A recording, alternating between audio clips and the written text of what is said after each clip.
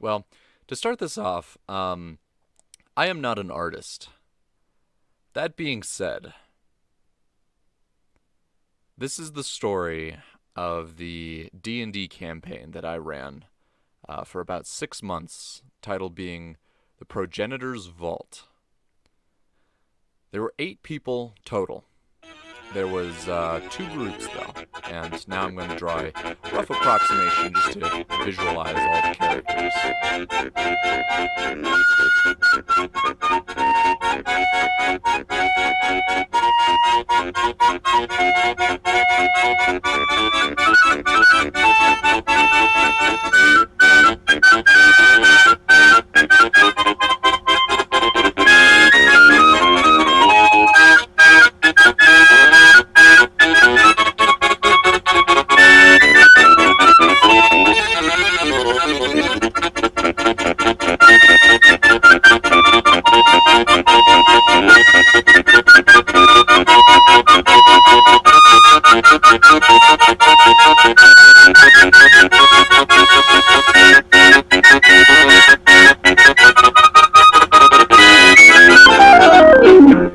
Group 1 consisted of Vinny Vincenzo, the con man rogue, who was kind of a greasy guy who wielded a rapier.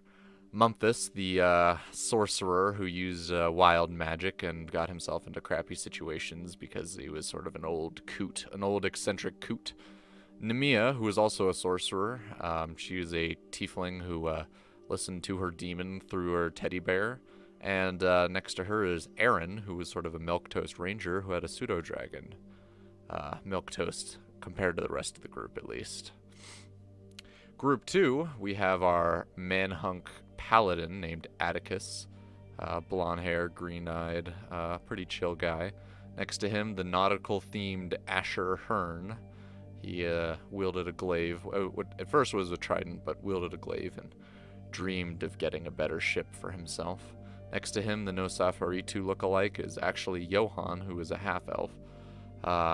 He was nicknamed Fire Hands because he used burning touch a lot. So, and then next to him is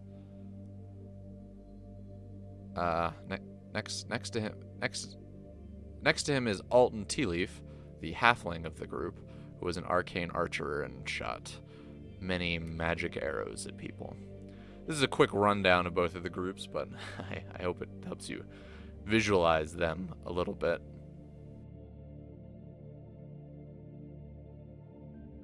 Now, before we begin, it's worth noting that this is a homebrew world, so a lot of the things, if you're watching and weren't participating, are probably going to be unknown to you. But their story started way over here in the small little Port Emerance town.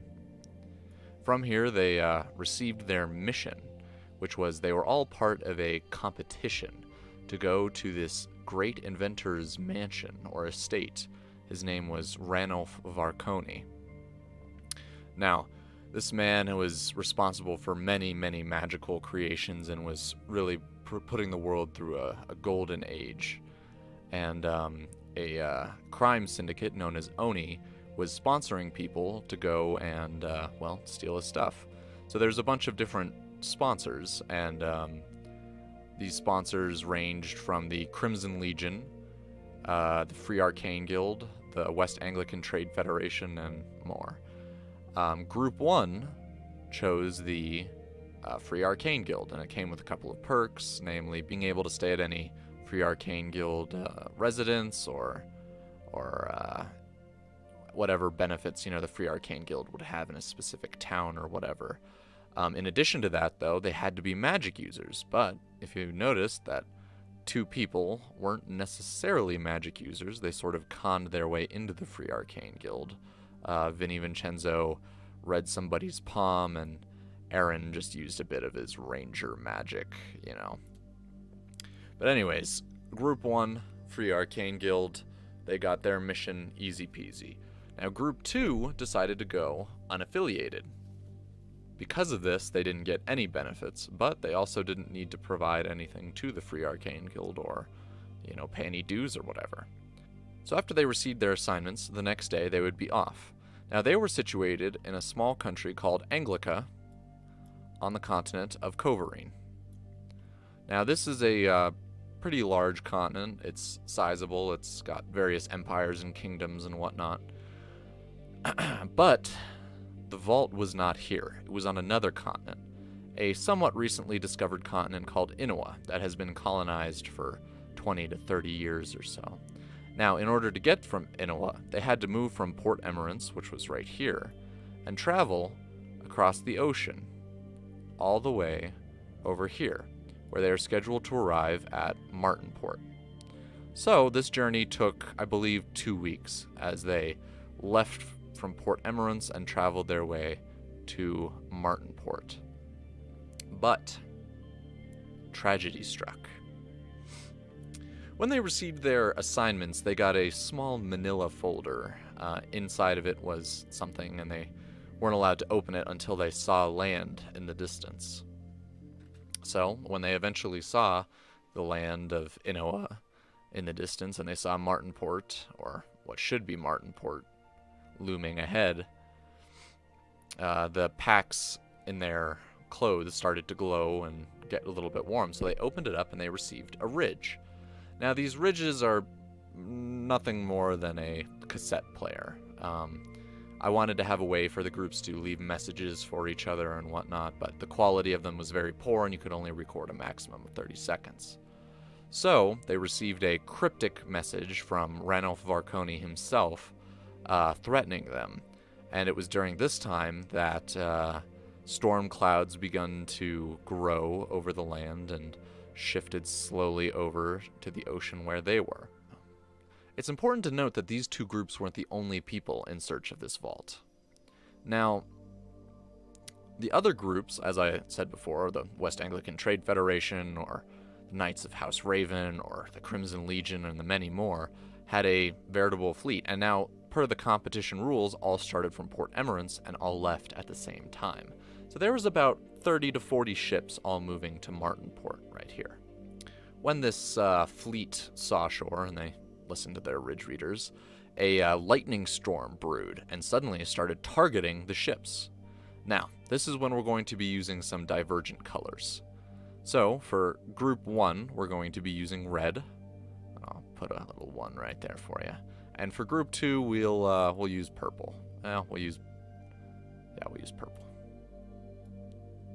That looks far too similar. We'll use green. So, at this point, their fleet, or armada, or whatever you'd like to call it, came under attack, well, by the sky. Lightning would strike ships and blow them up, and they'd be set ablaze, and it was quite the horrible sight, and something that they were quite defenseless to. Luckily, Ship 1, with a experienced captain, managed to weather the storm and move all the way through to Martinport. But unfortunately, Group 2 was struck by lightning. Because of this, and they were set adrift, to which the current took them for quite some time until they finally landed here. So, as you can see already, both groups were separated. It's important to note again that their goal, they didn't exactly knew where it was, but they knew that it's somewhere over here. So, they had to figure out how to get over there, and as you can see, Group 2 had a sizable advantage. But for now, we'll focus on Group 1. Group 1 arrived at Martinport to find that there was no city of Martinport. In fact, the only thing left of Martinport was the roads. All infrastructure, such as buildings, bridges, humans, whatever you would normally find in a city, was gone. Again, except for the streets. As soon as they arrived on land with the other groups and haggardly disembarked their ships, they immediately encountered a skeleton invasion and had to fight off waves upon waves of skeletons. Group 1 almost fell until luckily a group from the Crimson Legion showed up and saved the day and pushed forward. That group was further confused about the fate of Martinport and decided to head to Goffin for more answers. Now, Group 2 at this time was awoke over here and was also attacked by skeletons, but they didn't receive any help. There was much less skeletons than there were in Martinport, and they fended them off fairly easily. So after that, they were sort of confused and lost. So in the same amount of time it took this group over here to reach Martinport to Goffin, they accidentally went the wrong way for a day, then doubled back and made it to about here. Once Group 1 was in Goffin, they encountered a couple of people. It's a small town, a border town, and they encountered a palisade wall that extended throughout the border. You can see here that this is Edithland. It's an Anglican colony. So the border along this line here was all palisaded off. To go around it would take a significant amount of time, and to go through it would mean having to bribe some corrupt guard. So they spent a day in Goffin figuring out what they're going to do. They stayed for free in a free arcane guild mission. Here they met the leader of the mission, who was a small gnome. Now, the group just learned at this time that Memphis, the crazy old coot, hated gnomes and would do anything in his power to really bonk them on the head or dispose of them by any means necessary. It was later revealed that he would test the gnomes and use them as lab rats in his various experiments. So perhaps gnomes didn't like him just as much as he didn't like them.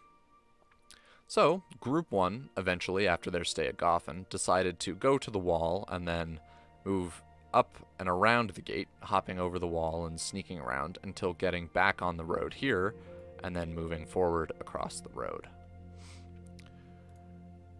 Group 2 continued to follow the coast. They were a little afraid to leave this because this whole area over here is kind of a big, large plain. So Group 2 just followed the coast and kept moving north until they reached about here. During this time, Group 2 was having a pretty uneventful life. They finally reached the road right here on day 8. Group 1 continued down the road and really across a giant plain with only a road on it for quite some time until they reached the road end where Group 2 was already at, but they reached it significantly later, at day 10. It's worth noting that while they were traveling down the road, they had a couple of random encounters, and one of the most significant ones was, I believe, on day 7 around here.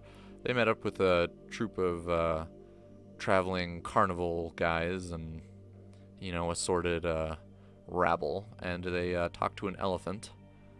So that was a little interesting for them. But aside from that, their trip was relatively easy. Both groups have had no combat since the Martinport attack or the attack when they got off their ship down there. So, Group 2, a couple of days ahead, decided to continue down the road until they encountered their, first major combat event. Right here. Now, for ease of me as the DM, each group in these major combat events would face a similar foe in a similar environment, but not exactly the same. So I would reuse the asset or the terrain, but for example, Group 2 fought a Minotaur, whereas Group 1, when they reached that same point in the road, fought some Ratmen. Both groups dealt with them pretty handily and continued on their journey.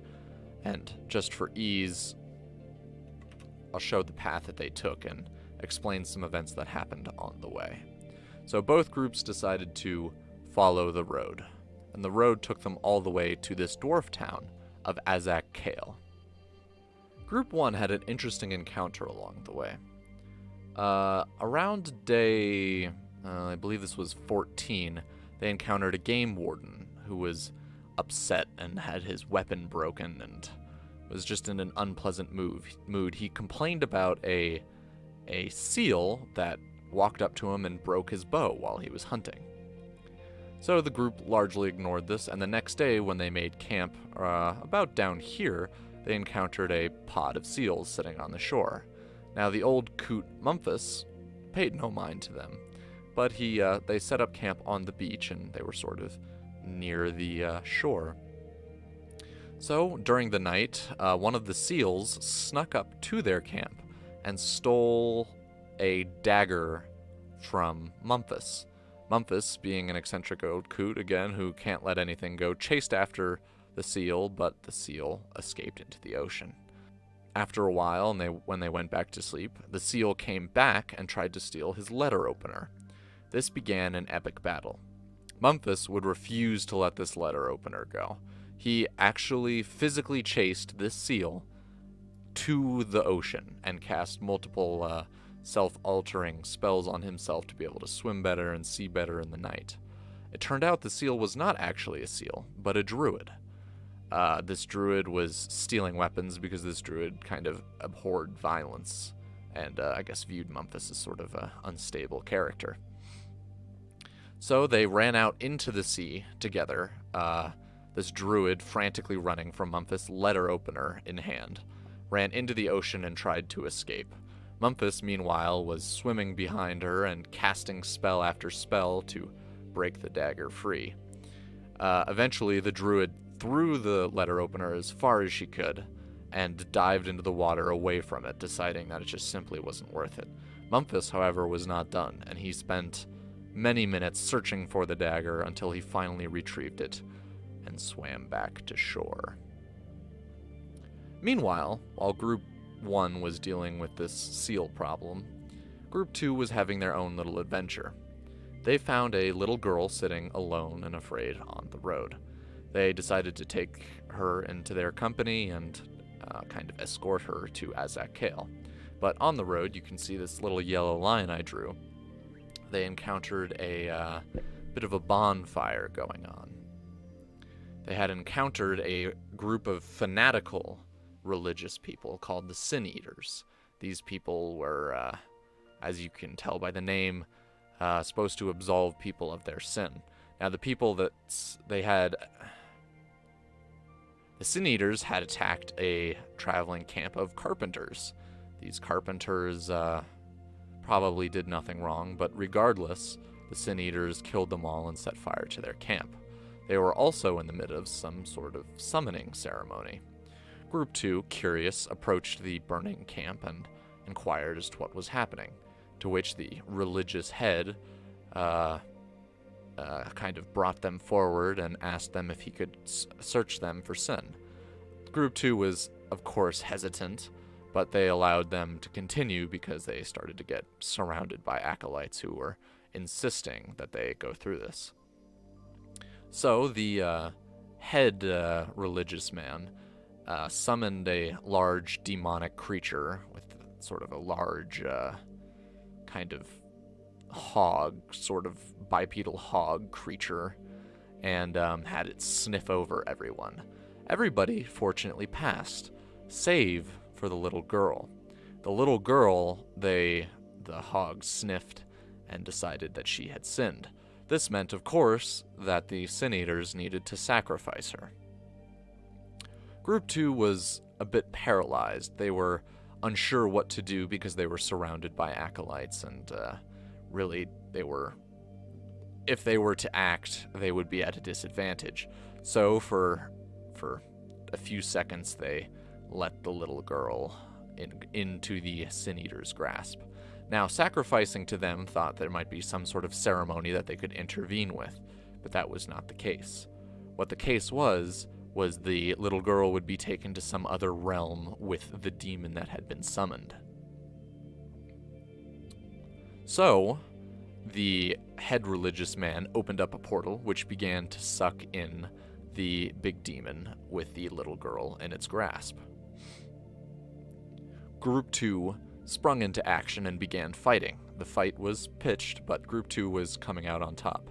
Unfortunately for them, the demon was very strong, and even with the whole group trying to free the little girl from its grasp, managed to pull her up into the portal. The group, in anger, disposed of the rest of the Sin Eaters, and found a magically locked loot chest, to which they figured out the puzzle for in no time. This chest was rather unique. It was a chest that required a passcode, more or less. And the passcode was something I can't exactly remember. It was something the head religious man repeated often, and that's how they figured it out. But when you provided the wrong passcode, the chest would flash red. And when you provided the right one, it would flash yellow, and then you needed to also use the head religious man's staff to unlock it and press green. Now, this chest was a reflective chest, so any damage you would inflict to it, it would immediately reflect back.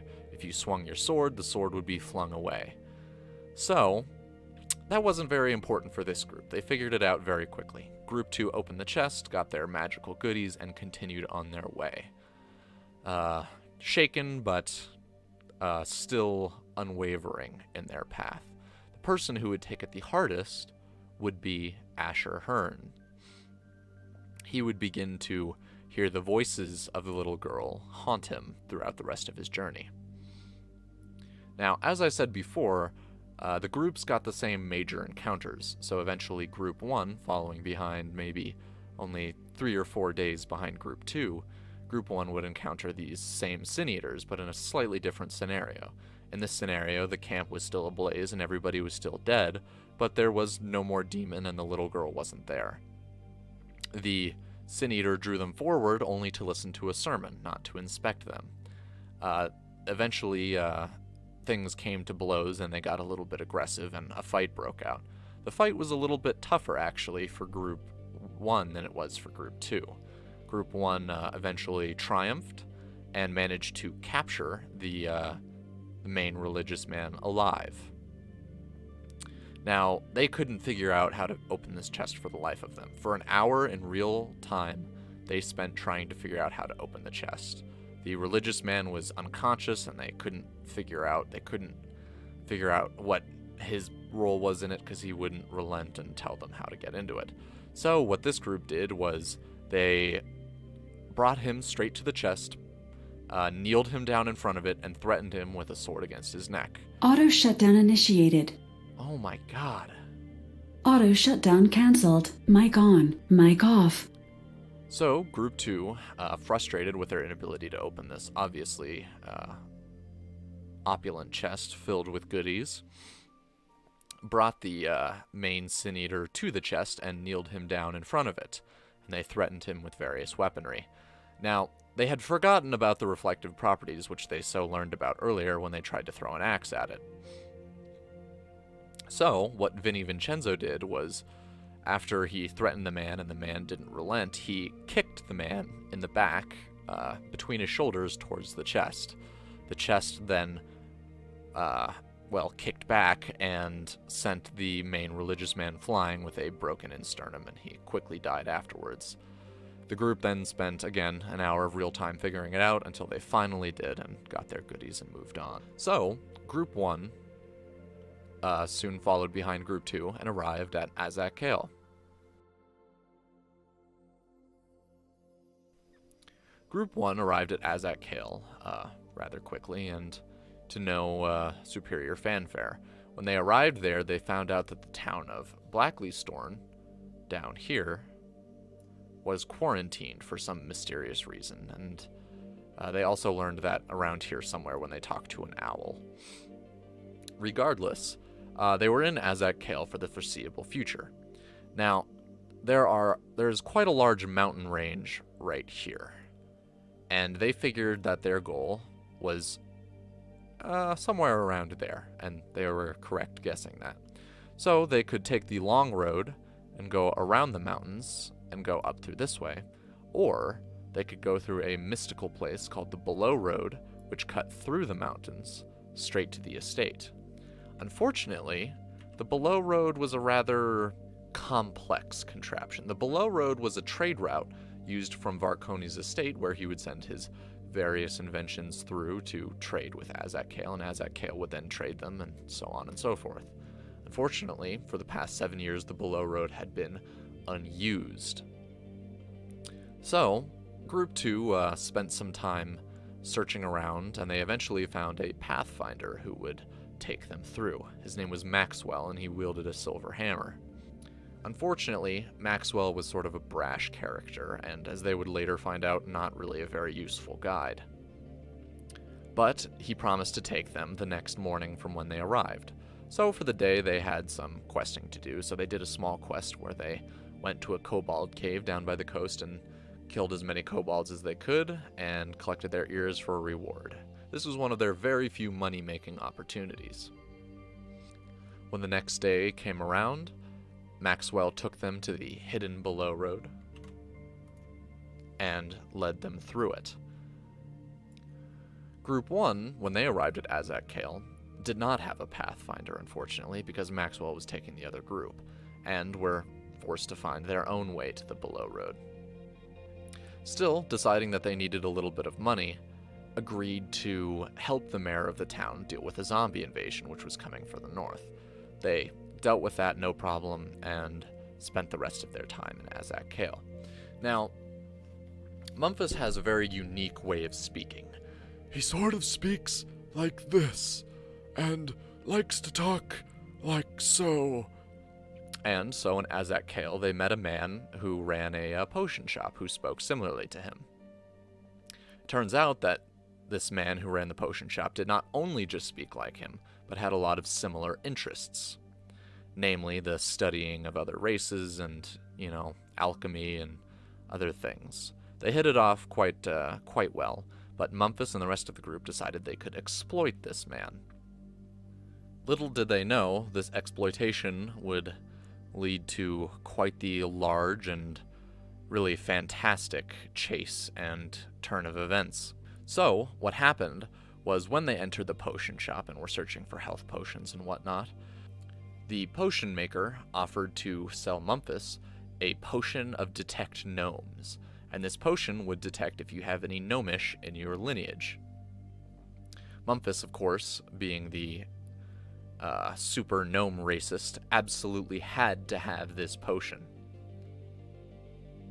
The price for this potion, however, would be Nemea, the young little tiefling girl. The reason the old man wanted Nemea was tieflings are actually quite rare in this homebrew world, so he wanted to have her and study her and, lock her in his basement. So, the group decided to think about this for a little while. Nemea, of course, did not want to do this, but Memphis had a brilliant idea. He would transform himself to look exactly like Nemea, and then go into the shop, pretend to be Nemea, they would get the potion, and then he would be locked in the basement, but then he would transform back and escape. Unfortunately, this did not go exactly as planned. For them, for the first part, it did go as planned.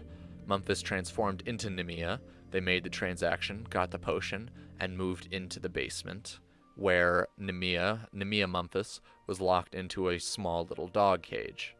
In addition to that, the old potion man turned on an anti-magic generator.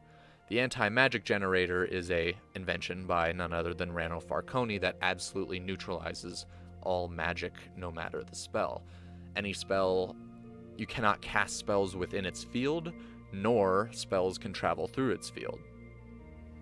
So, Memphis quickly transformed back into Nemea. He could only hold on to the spell for a few seconds, but it was just enough for him to hold it as the man went upstairs and resumed his business.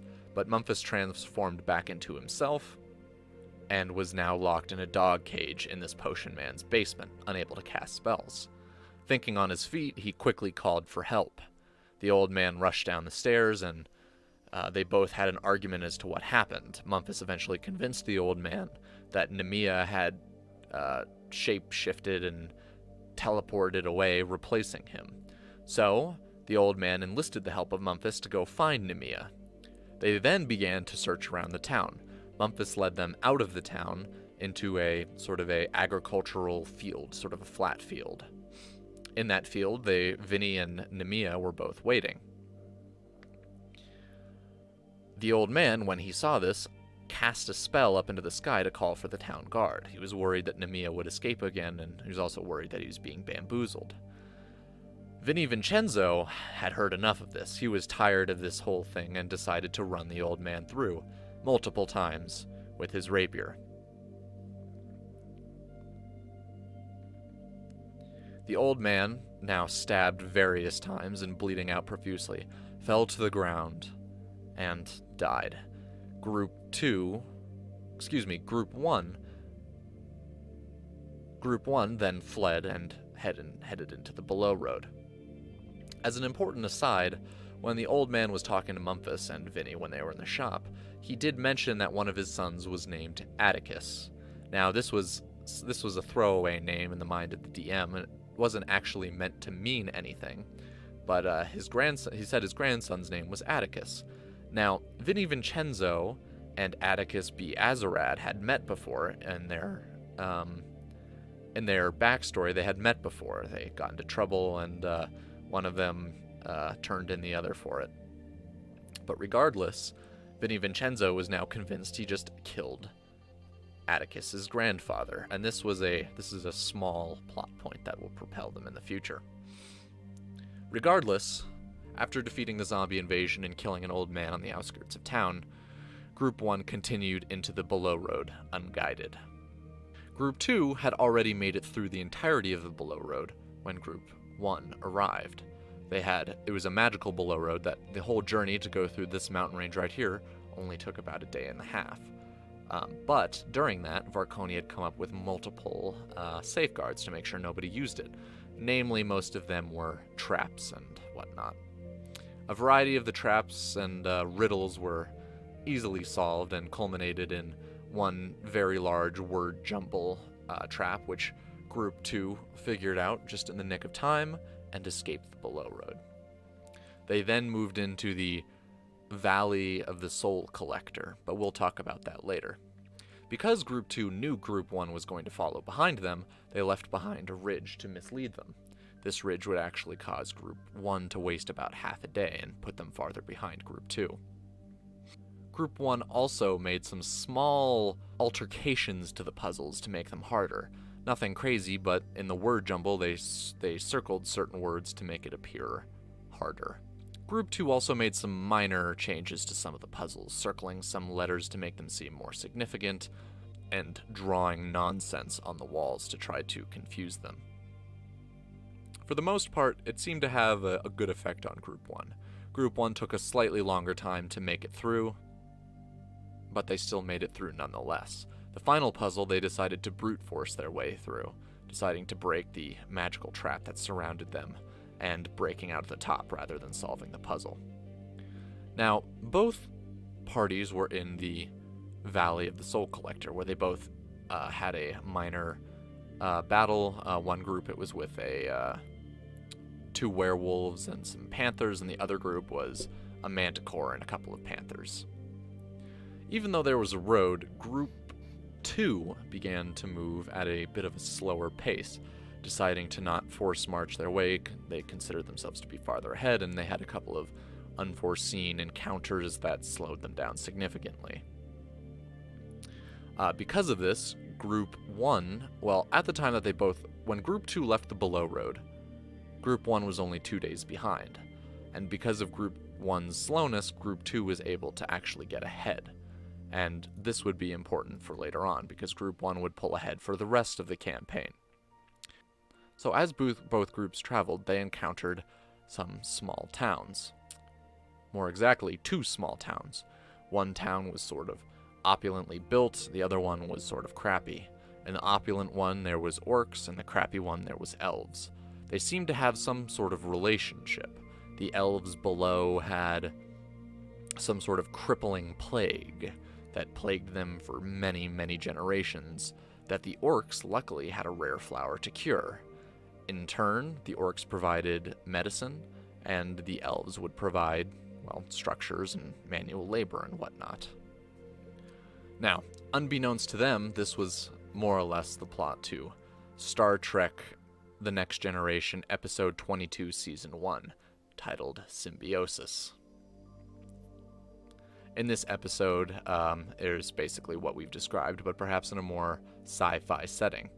But the group, again, did not know this. The problem is the elves had accidentally...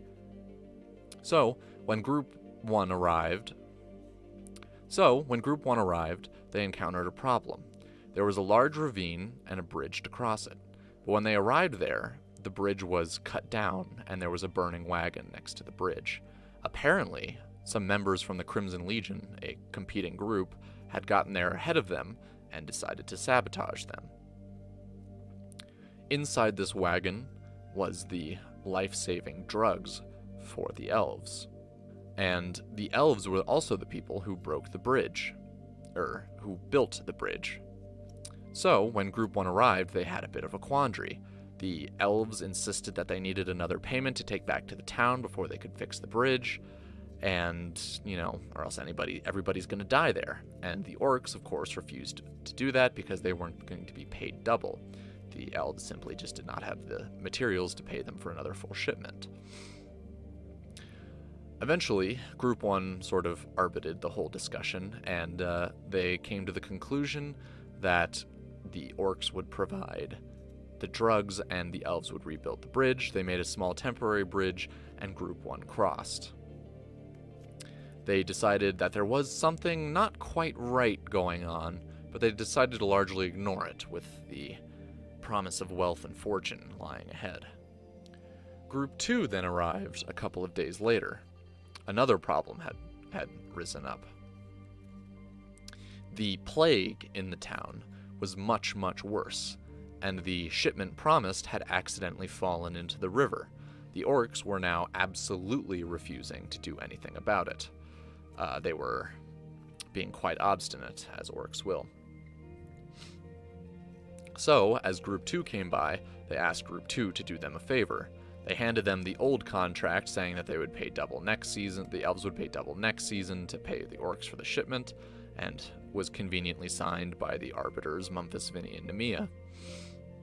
And when they were handed the contract, the orcs begged the Group 2 to go to the town, across the ravine, and kill the town leader. They believed the town leader was going to have an insurrection movement against them. Now see, the orcs were very afraid that when the elves didn't receive their medicine, they would somehow be cured of the plague. And this was because the medicine, of course, was not actually a medicine. It was a drug that was highly addictive, and the plague that they were suffering from was simply withdrawal symptoms. Group 2 has always been more or less the more moral group, especially with their de facto leader being Atticus, a paladin. So they decided to sneak across the ravine using a small man-made bridge that they had snuck across, and they went to the town. They saw that the town leader was at peace and a very chill, kind of relaxed guy, and they decided to leave him alone. Now, this was their moral choice. They could kill one and save the rest, or if they didn't kill him, the orcs threatened to just simply kill the entire village. Unfortunately, when they left, they could hear the screams of the village behind them. Regardless, this was another major event for both groups. They could see the cause and effect of them traveling together. So they continued. I should mention that they have been following a road for some time. They were guided by the road. But they noticed that the road was getting a little creepy. They noticed at night there was red eyes watching them from above, and there was bodies of Crimson Legion strung up predator style from the trees. Because of this, they decided to walk and take their time and be a little bit more safe. So, we'll cut back to Group 1, who arrived at a very large wall, and emblazoned on the wall was the symbol of Varconi, the RV of Ranulf Varconi. At the wall, there was a very large and very thick portcullis, and next to that, there was a gatehouse. They ventured inside the gatehouse, where they were thoroughly spooked because it was sort of a creepy sort of place where the lights turned on by themselves, and as soon as they entered, a freezing rain started from on the outside. But once they arrived, they came in and they sat down. They sat at a table, and they were greeted by none other than the Soul Collector, for who the Valley of the Soul Collector was named after. Turns out he was a very old and very powerful vampire who wanted nothing more than to talk. And so they talked for quite some time. And afterwards, the vampire warned them of the upcoming battle. There was a automaton by the gate that guarded it whenever it was open. and he just wanted something to remember their conversation, something that meant a lot to them. Now, they couldn't quite decide on this, so they decided to go with Mumphas's gnome-detecting potion, which he had taken from that old man back in Azak Kale. Leaving the potion behind, they also gave the Soul Collector a Ridge reader, which again is nothing more than a glorified cassette tape. They recorded a message asking the next group to grab the potion for them because Mumphas wanted it dearly, and they simply asked to cease hostilities, as it were. So the group made it to the gate where they fought this automaton, which was nothing more than a shield guardian, which I altered for a more homebrew setting, which was a very difficult fight for them, but they eventually defeated it, made it through the gate, and were finally on Varconi's estate. Group 2 arrived at the wall and, in turn, also met the Soul Collector and talked with him. They gave him one of Asher's broken tridents, something that he had since he was a small boy, and they handed that over, and they failed to retrieve the gnome detecting potion, unfortunately.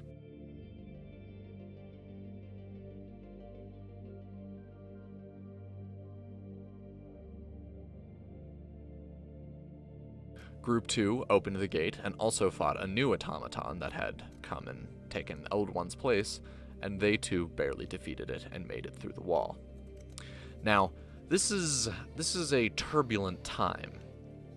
Group 2, back way back here, had encountered a traveling religious man, not a sin eater, but a religious man, who practiced the anti-indulgence sort of mentality. And he had a bunch of acolytes who followed behind him, and he carried a sack of wine. Now, he was sort of a sleazy man, but he decided to give Group 2, without any convincing, his sack of wine. Group 2 had been holding on to this sack of wine for, at this point, would have been about 15 to 20 days, until finally the paladin, confused and perhaps lost, decided to take a drink of it. Unfortunately, it was drugged and he was knocked unconscious for a full 24 hours. So Group 2 had to physically drag him through the forest and deal with that.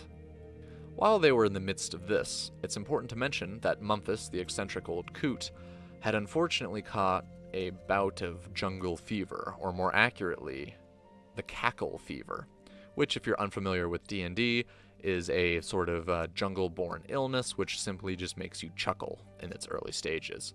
But you have to continue to make Constitution saving throws, or else it gets, if it gets progressively worse, and you unfortunately succumb to madness, and madness is something that you roll for. Now, he's had this for quite some time, and he role-played it really well. He would just randomly start cackling in the middle of a conversation, or chuckling in a serious situation.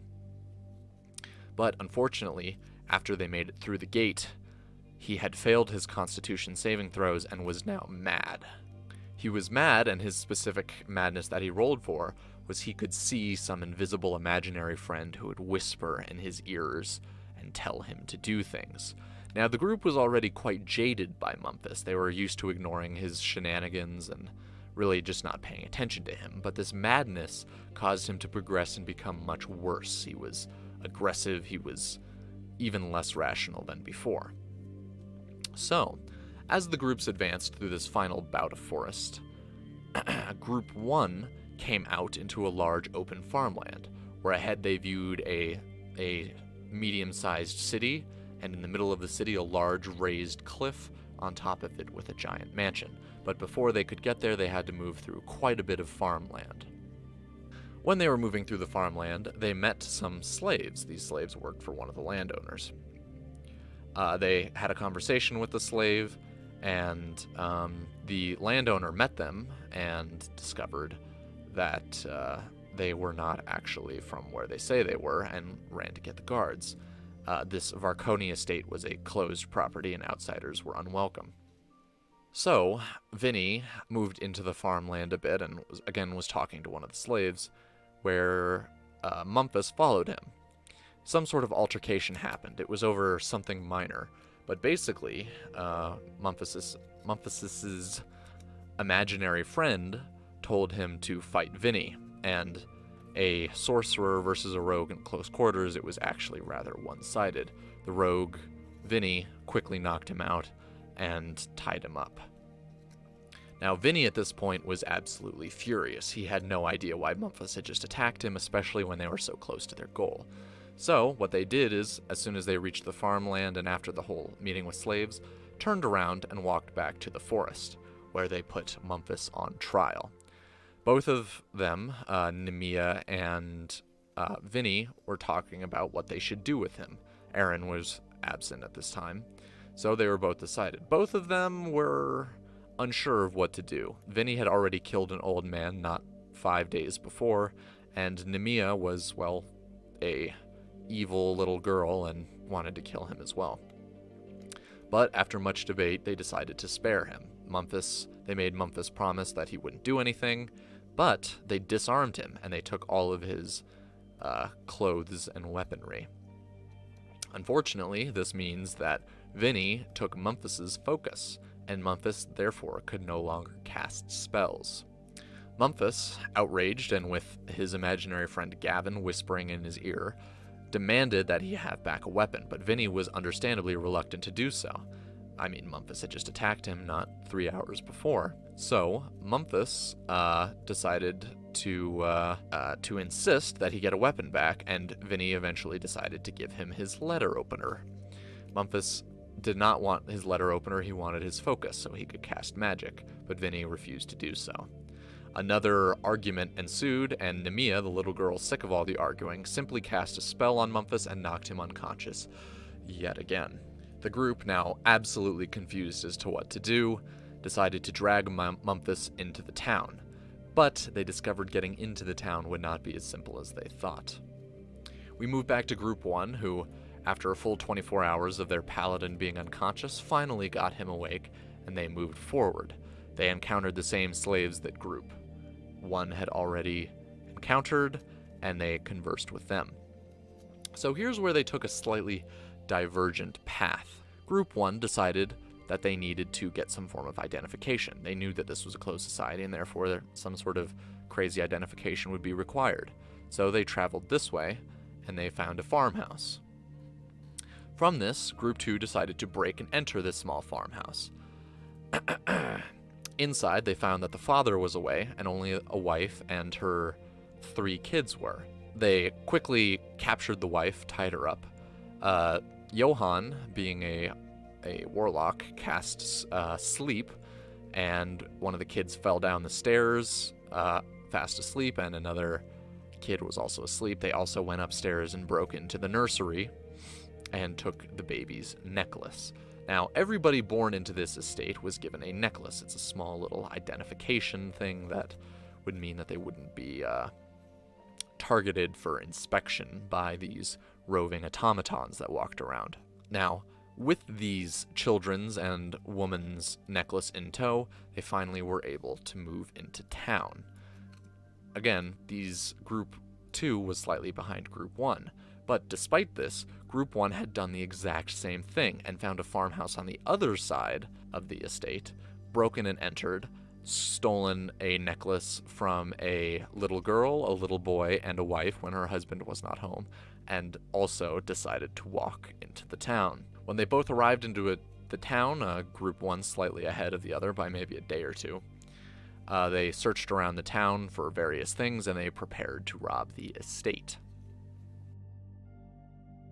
Group 1 did some small things around town, but namely they took Memphis to a medicus, or a doctor, and they basically fixed him up. The price was very high, and they had to sell a magical ring that they found earlier on in their journey, which was apparently worth quite a bit. Group 2 arrived in town a day or two later, and as fate would have it, their paths crossed, and they joined together to make one large party for one final session. Both groups went to a smoothie bar where they sat inside and discussed their plans to rob the estate. They came up with a plan to scale the massive cliff face and go into the mansion, go room by room until they found the keys to the vault, and, steal whatever was inside. At this point, everybody in the group decided what they would want from the vault.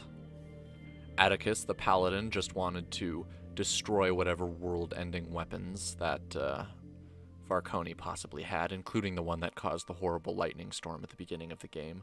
Vinny just wanted something to make him famous, be it gold, be it power, be it whatever. He wasn't picky.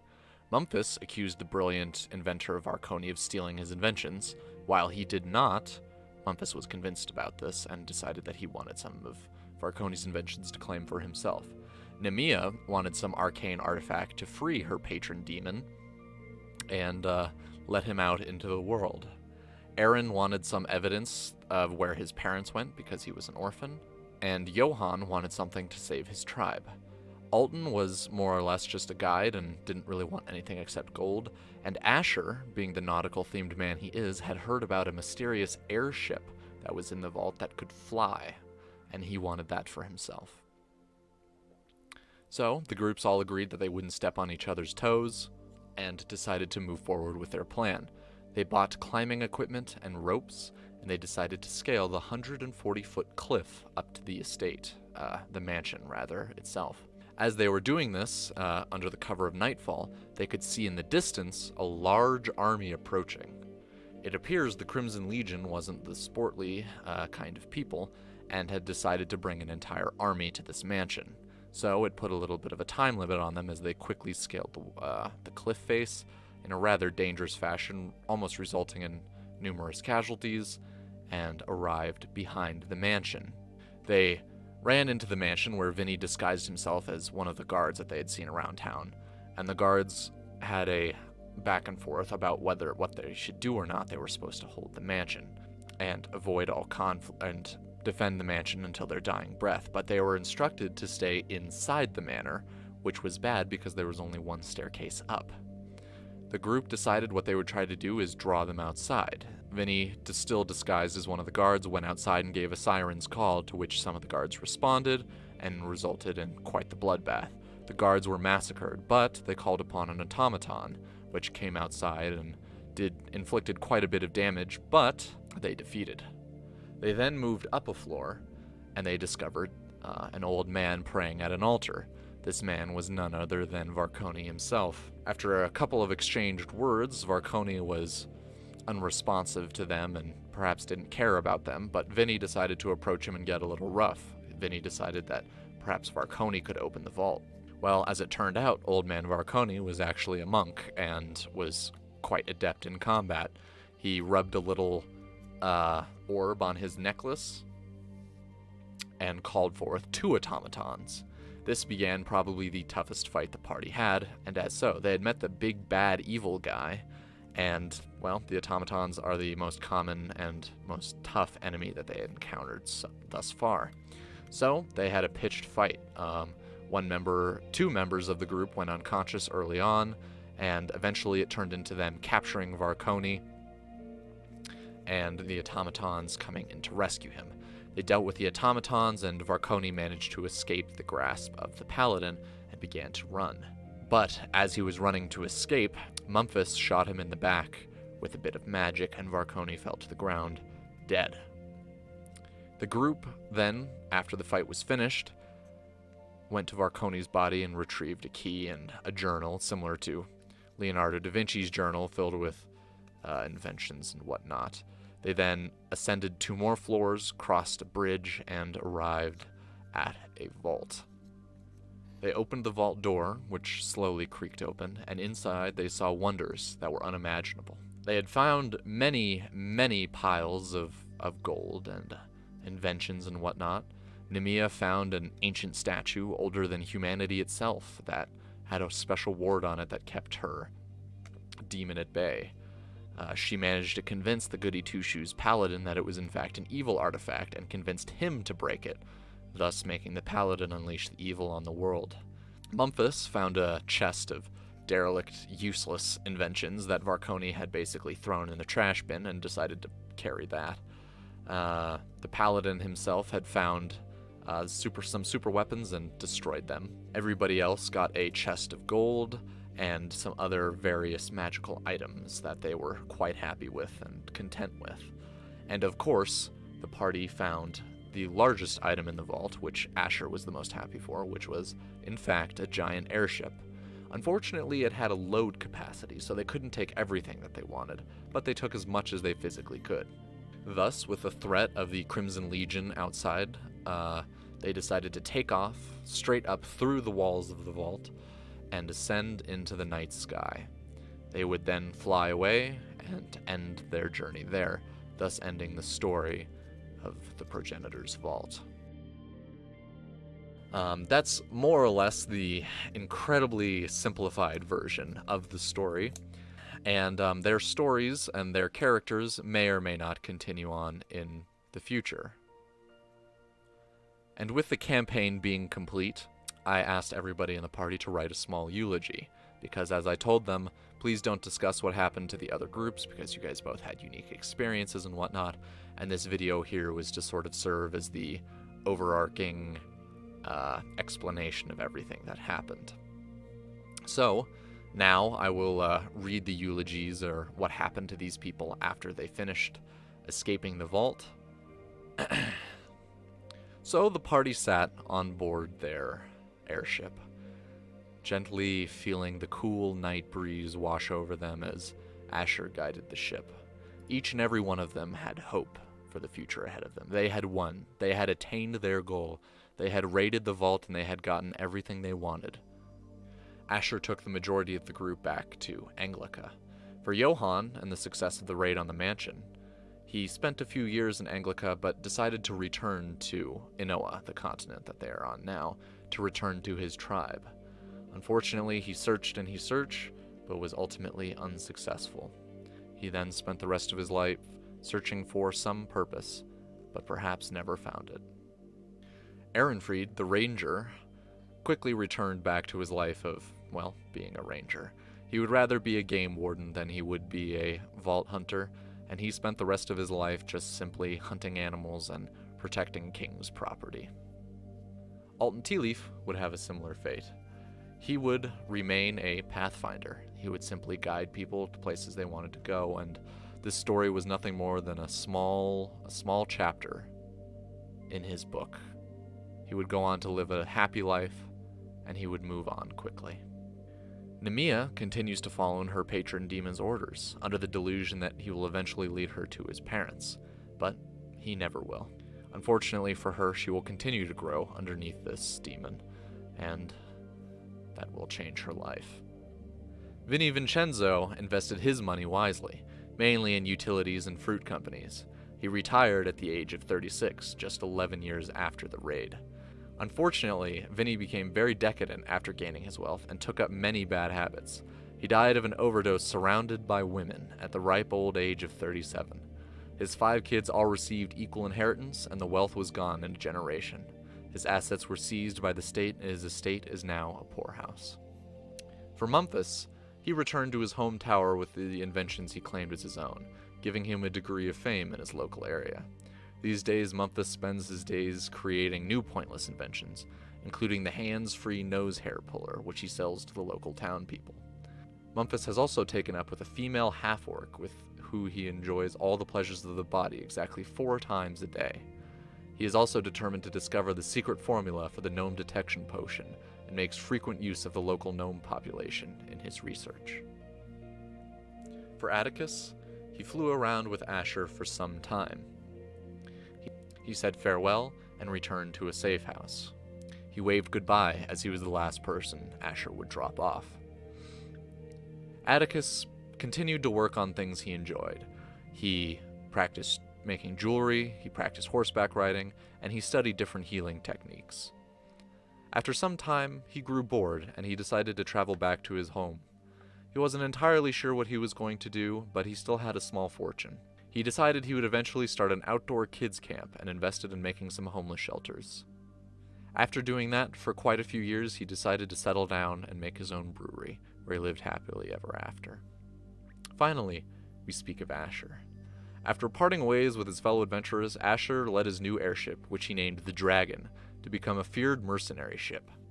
Packed with the best mages and fighters money could buy and a legendary reputation, Asher's mercenary ship changed the course of battles and wars, for the right price, of course. But in such a dangerous line of work, life expectancy was short.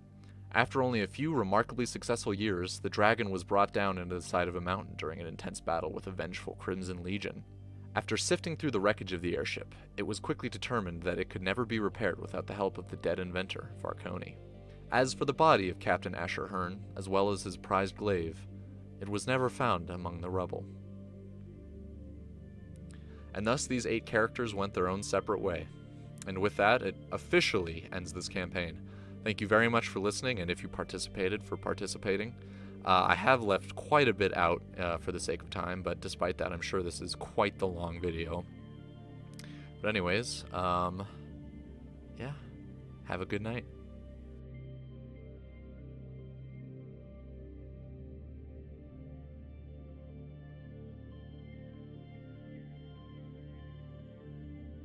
But even if their stories do continue in the future, a lot of them have written little eulogies for their character, which I will read now, and it'll give you a bit of an idea in a closing statement.